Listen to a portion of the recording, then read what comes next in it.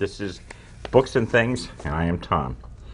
Tonight we have as a guest speaker Nancy Butler, and Nancy is an author, national speaker, and a business coach. And while in the process of a divorce with no child support, alimony, or other source of income, Nancy moved herself and her 2 children 70 miles and started her own business. She built the business from scratch to approximately $200 million in assets under management. And in 2007, she sold her business.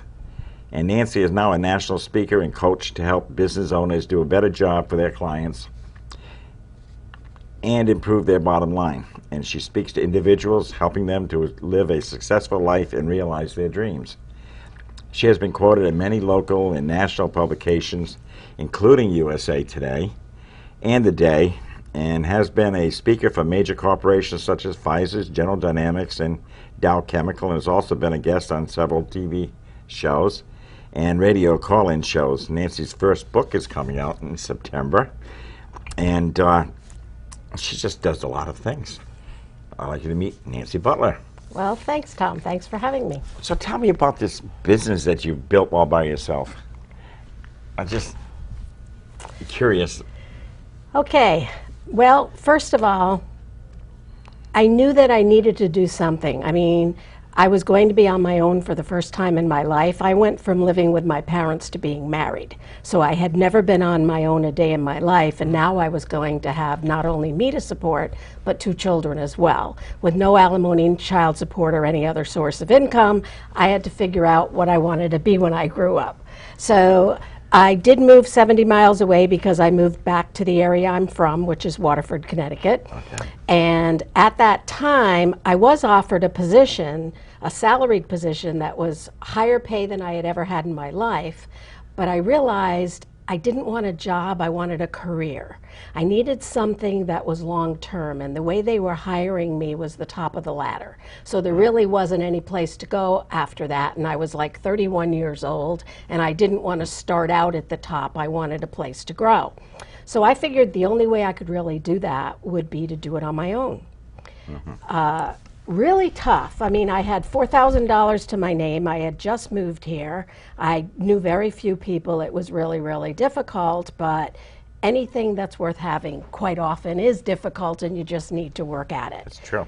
So that's kind of how I got started. Huh. And what line of business was it?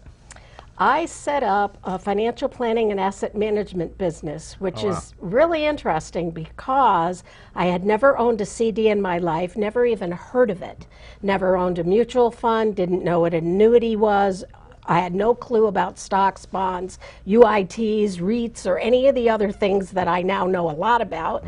And when I took the job, I decided that even if it didn't work out, when I say took the job, when I started the business, I decided even if it didn't work out, it was going to be well worth it, because what I would learn could help me to raise my children and be successful financially on my own. Whether this career worked out or not, just the knowledge would be worth it. And here I am 30 years later. So it was definitely worth it. I guess it was.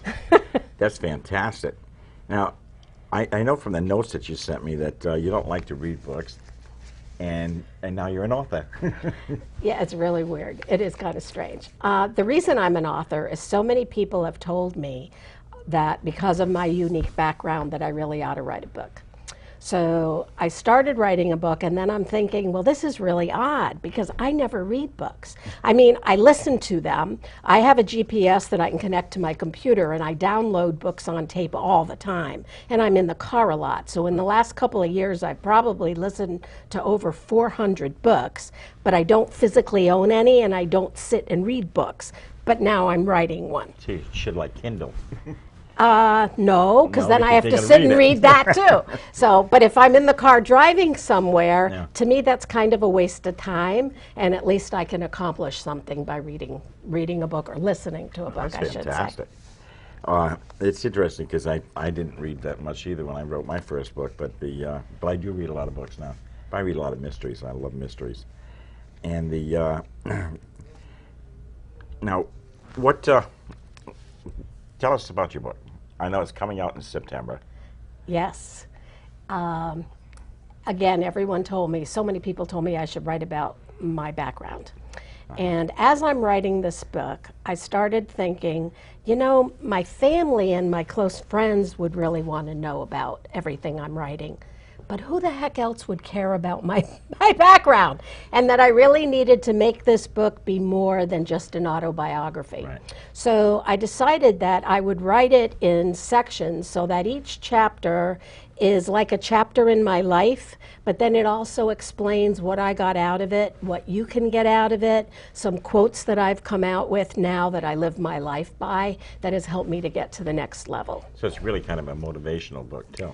Definitely, in a lot of areas, because I've had, other than what we just talked about, I've had a lot go on in my life. I mean, my father died at 50, going through that. When I was divorced, I was 31 years old. I mean, so going through divorce, going through that, our house caught on fire while we were all in it. I mean, I had major illness and couldn't walk for a year. I had a daughter who couldn't walk for many years. I mean, we've been through a lot. So the book kind of talks about some of the different things that come up in life and how your mindset can make such a big difference, and how do you get past all of that to come out on top and to really be able to say, I did it. I'm glad I did it, I made it through, and things are even better now than they were before. Well, that's good, because a lot of times people go through all this stuff and they don't get up, they don't rise. They just stay there and eat it up. I know when I lost my son, I spent several years in depression. Yeah. But I kept trying to get ahead, thinking, oh, I feel better today. And at the end of the day, I didn't. Right. But you try to take a step forward all the time. But you really do have to be able to rise and One saying I use a lot that goes with what you were just saying is, I believe that we do not control and cannot control the feelings that come over us. The fact that you felt sad, depressed, you can't control what comes over you, but what you can control is what you do with those feelings. Yeah. How do you deal with the feelings that you've got? So if you're angry, if you're sad, if you're happy, if you're miserable, if you're upset or depressed, what are you doing with that? And how can you turn it around to make a positive out of your life and get yourself out of the rut that you're in?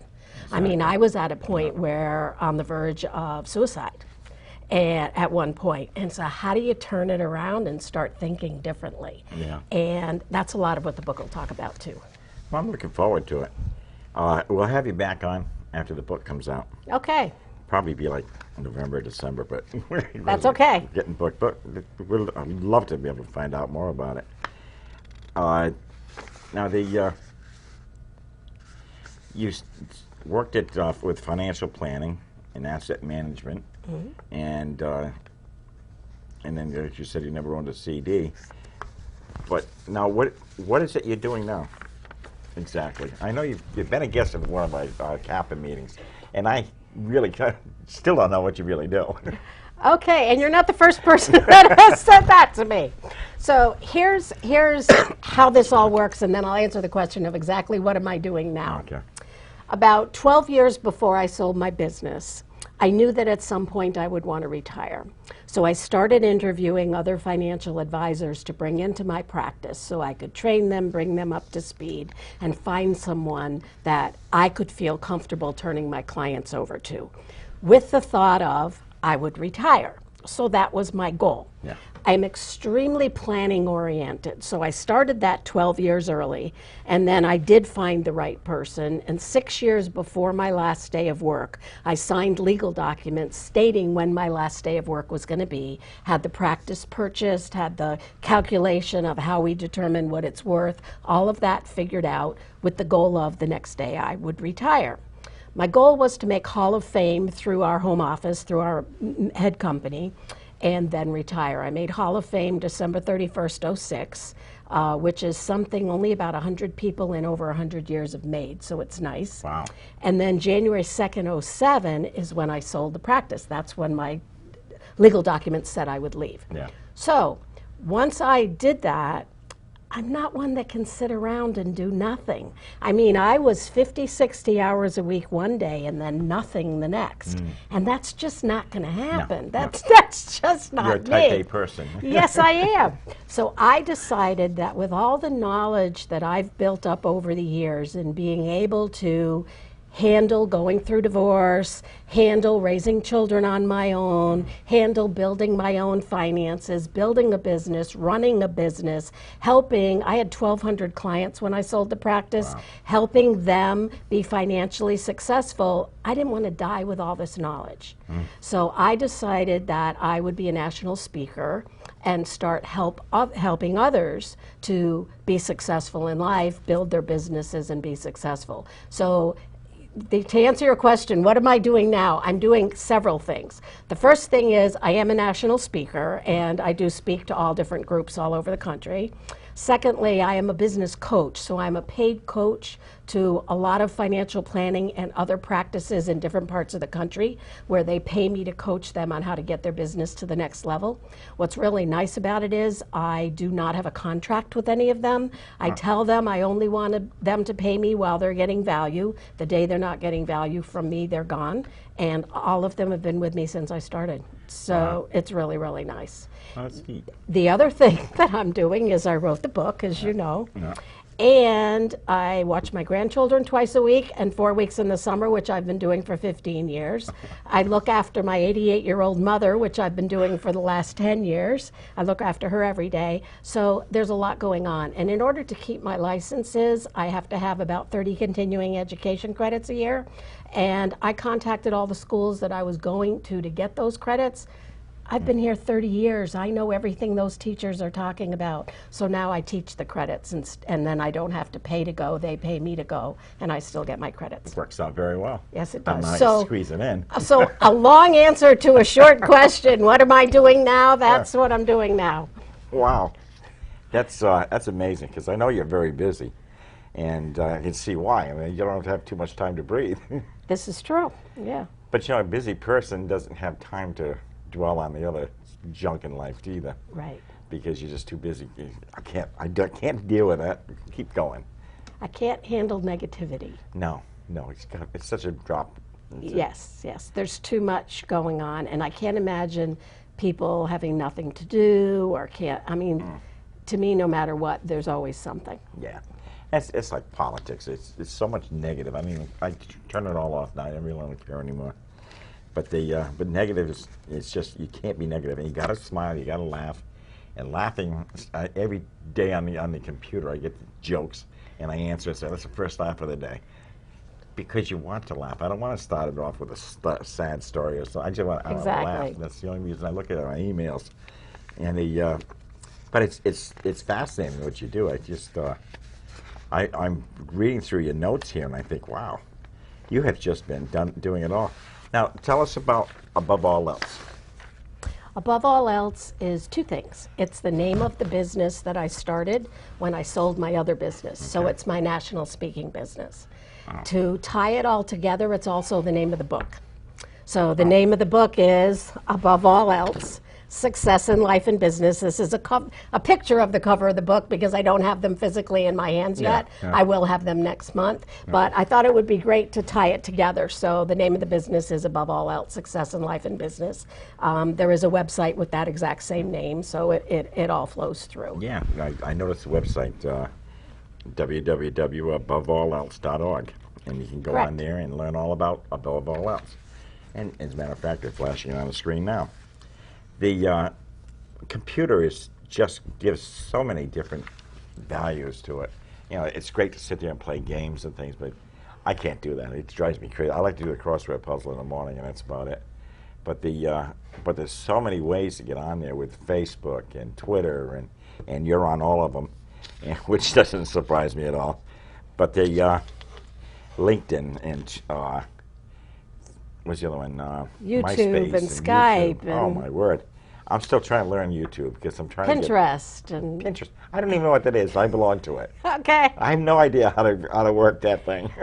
When it comes to business, especially whether it be selling books, whether it be running any kind of a business, to me, technology is really, really important. It is. And the older we get, sometimes it's more difficult to get into the changes that technology brings. For some reason, I've just always soaked it up. I've always loved it. I don't need to know how it all works. I just need to know what it can do for me and how do I access what it can do for me. And if you don't stay up on technology and you're trying to run a business or you're trying to be successful business-wise, you'll just fall way far behind. Oh, it's so easy. And I'm going on there now, like I said, we're taping the shows, and I've got tapes, the CDs at home, and I'm trying to figure out how to get it into my computer. So I had to go out and buy a new DVD player because I've got a CD player and a DVD player, but I have to have another DVD player to tape from one to the other. It's sitting on my desk, been there about a week and a half now, and I still haven't even touched it because I want to get these get the shows out to other TV areas. Oh, sure. You know, like Waterford and into Norwich and Westley. And technology can be such a big help to so many people. When I was running my practice, as I said, I had about 1,200 clients. Over half of them were over the age of 60. Wow. And having been in business for 25 years before I sold the practice, I saw people as they aged and how things happened to them and what their lives were like. Now that I've been managing my mother, who is now 88 years old, you will never guess what we just got her for her birthday 2 weeks ago. Right. How about an iPad? Really? Yes. Now, she has been declared legally blind, and we got her an iPad. Why? It talks. No. Oh. We got her a stand that sits on the floor. It has an arm on it. She can bring the iPad over in front of her. We set up all the family all over the country with Skype. Set my mother up with Skype. This weekend I'm going there, showing her how to use it. She will be able to sit in front of a screen as close to her face as she wants and see all the family members all over the country that she can't travel to and see anymore. Oh, that's great. And talk to them live. Yeah, yeah. I mean, that's what technology can do. It's amazing. We had a neighbor that his wife is from China. And I saw her one day walking up and down the street with a laptop in her hand, and she's pointing this thing all over the place. I said, hey, she's taking pictures.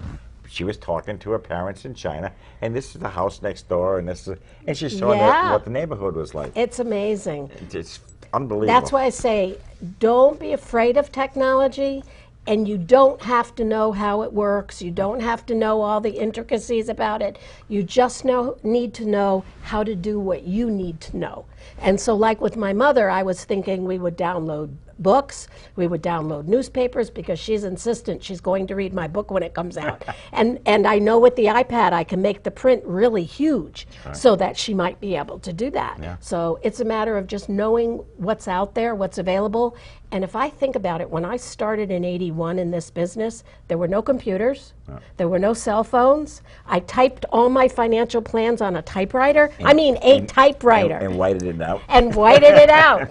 And it's just amazing the way technology has grown from 1981 to now. Oh, it is. And it blows my mind to think what it'll be like 5, 10, 15, 20 years from now. Oh, I can't imagine. We used to think Dick Tracy's a big deal with a watch you can talk to.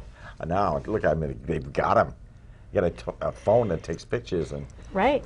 My grandkids have been on the computer since they were 3 years old. They know how to turn it on, get in there, do things, find things. It's amazing. And probably better than you or I. Of course. And now what? My phone talks. I can ask it a question and it'll answer me. Oh, really? It's amazing. Oh, yeah. It's amazing. Jeez. But it is, and it does help everybody because even now with ebooks, you put your book on an ebook and everybody downloads it. Personally, I like a book. I want to hold it. I want to turn the pages. I get tired looking at a screen. Right. But I think ebook is a definite necessity if you're going to college and you got to bring 100 books with you. It's all on the ebook, and you got them everything right there at your right. And I think about disabled people a lot too, and how technology can really help the disabled. Yeah, it's really interesting. And for businesses, you got to have it.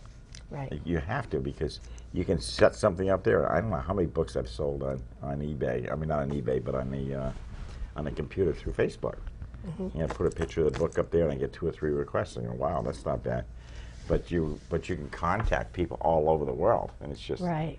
And with your business, I'm sure it's just Well, technology more with my business and with me helping other business owners is helping them to find ways for it to enable them to be more efficient, Yeah. to save money, provide a better service to their clients, and at the same time improve their bottom line. And the use of technology quite often can do that. And email can cut time in half. You can talk Or to. take a heck of a lot longer. Do you know how many emails a day I get? I probably get 300 to 400 a day. Yeah, I've got about 100 Yeah. between. I've got three email accounts, and between the three of them, it's at least 100 a day.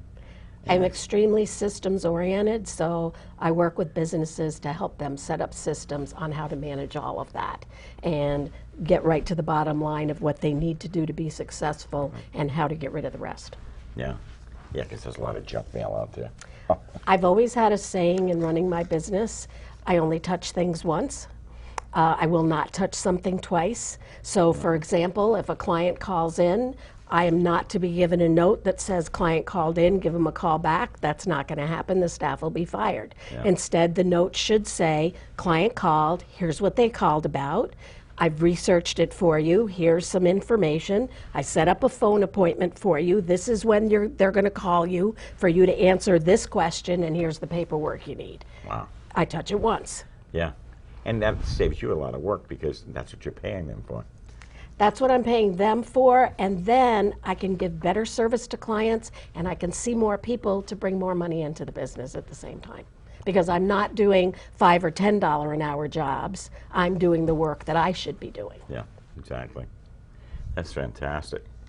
Now, you have been a senior financial advisor, a franchise consultant, and Ameriprise financial property rental manager and investment. So you've done a lot. Right. Before I did this, I managed real estate all over the state. And I was running about 1,000 apartments when I left to take this position. And the reason I left was my husband and I worked for the same company. We were both managing apartment complexes. And so I decided when we got divorced that I wouldn't do that anymore. And that's when I moved 70 miles and started this business. Now, are you married now? Yes. Happily married 20 years. It'll be almost 20 Do you years. see him often? Yeah, I see him every day. I know it's, when I was married, I was running around here and running around there. I was DJing and you're home maybe 3 or 4 hours a day. And so it's very difficult. And I've always said you can't be a slave to two things at the same time because it's very hard. What's nice in what I do now is as a national speaker, he can come with me. Oh, that's good. I'll get up and speak for a couple hours. We can stay, and then we go home. Next week, we'll be in Denver. I'll be at a conference out there for the week. He gets to come. I've already signed up for indoor skydiving, if you ever heard of that. No. I won't skydive, but indoor skydiving sounds okay. Might be And all right. I like trying things. It'll be fun. Yeah, that's neat. I know I wouldn't skydive. Neither would I. I will do almost anything. 2 things in my life I will not do. I will not skydive. I will not bungee jump. No. I have been up in a hot air balloon. I've swam with beluga whales. I've swam with dolphins. I've swam with stingrays out in the middle of the Caribbean. I have done a lot of different. I've been in a sailplane with no engine, where they cut the string and you just go. Psh, psh, psh. Oh, is that right? I will try Glider. almost anything. Yeah, I will try almost anything, but I will not bungee jump and I will not parachute out of a plane. Those two things are just accident prone. Well, there's something about the sensation of the fall that does nothing for me. Pass out on the way down. Pull a chute. I just pass out. But that bungee cord jump, there's a lot of people who died in those things because Yeah. the cord's not right. Yeah. And as you and I know, we are not getting any younger. So. No. I've got bad knees. I can't do that stuff because I know I'll break them. Okay. But so you coach business owners and you help them out. Right. And again, you want to contact Nancy. It's www.aboveallelse.org. And you can even call her on the phone. It's 860-444. That's the email. Oh, there's the email in Butler and aboveallelse.org. Or you can call her on the phone, 860-444-0535. And I'm sure she'd be happy to discuss anything with you. And this is the time that I have to put my hat on, because I had a friend of mine say that he wasn't thrilled with my hat, so I said I'd go put it on anyway. And I've had too many people like my hat. my hat is just to get attention. Okay. And I was walking through the farmers market the other day, and I could feel somebody staring at me. And I turned, and I could see her eyes were looking at my hat. And as soon as she saw me turn, she looked the other way. That's all right, because now if I see her again, she'll stare at the hat. That's your logo. That's my logo. And the idea is, of course, when you start selling your book, you have to have something that attracts attention to you. Exactly. And that's the hat does. And it's just... It's interesting you say that, because when I was working with the designers on the cover of the book, I had a hard time with the fact that they put my face so big on here, thinking that's just not a nice way to do it. But then my husband and I were in the airport one time, and he said, look at this row of books. Which ones attract your eyes the most? And it's the one with the face on it. Yeah. So it just got me going, and so I said, okay, fine. A little closeness to the person, too. Yeah. You know, the first time I put my picture on the back, it doesn't even look like me. And I thought, I really don't need that. And you got to put a picture on there, because everybody does. But of course, when you do it on the front page, but that looks inviting. Well, thank you. It looks inviting, like, and it is this year, believe it or not. It's not like 10 years ago when I looked better than I do now. Let's see what we got. Next week is going to be Dodie Mulatto. And she's written a book called Penelope's Cruise. Interesting book. She wrote it about taking a cruise and trying to find a boyfriend or something like that. And I don't know exactly how it was, but she did meet her husband on a cruise. And so it's kind of a love story. It's a woman's book, I guess. I'm going to have to get a copy before I have her on so I can find out what it is all about. Unfortunately, you're going to miss the Big E, because you said the book's coming out, what, September? No, I've already signed up. I will be at the Big E. Oh, you will be? Yes. Oh, good, good. In fact, I have 3 major events I've already registered for. One is the Kappa event in Rhode Island at the Rhode Island Convention Center. Convention Center, yes. Yeah, I'll be there, and I just got asked today to speak at the Massachusetts Business Expo in October, and I'll have the books there. Oh, that's good. Very good. And for those who don't know, the Big E is at the, I forgot the name of it, at Springfield, Massachusetts, and Connecticut Authors and Publishers has a 20-foot booth with all of our members' books there for sale. So if you get a chance to get up there, stop in and say hello. That's great. Connecticut Authors in the Connecticut building. And it's in the Connecticut building, and they charge sales tax because it's in Connecticut. I'll be darned. That building is considered in Connecticut, even though it's physically located in Massachusetts. Yes, because Connecticut owns the building, same as Vermont, New Hampshire, and Maine. Oh, I didn't know that. Everybody owns their building, so they charge whatever applicable tax for that anybody in that building. Interesting. Yes. So it is Connecticut property, and when you go up there, you have to bring your sales slip, your sales tag, so you can say no, you pay taxes. So that's and that's September. I don't remember. The middle of September till the 30th, something like that. I know it runs like 17 days. Right. But it's a tremendous program. And I love to go up and watch everything and see all the food. I've gone there at least once a year, sometimes twice a year, for maybe 20 years, 30 years. Oh, yeah. I've gone there a lot, yeah. I've been doing it now for about the last 4 years, I think, because of Kappa's involvement in it. But it's nice. They have all kinds of different food. They have all kinds of different programs going on. But it's an interesting thing.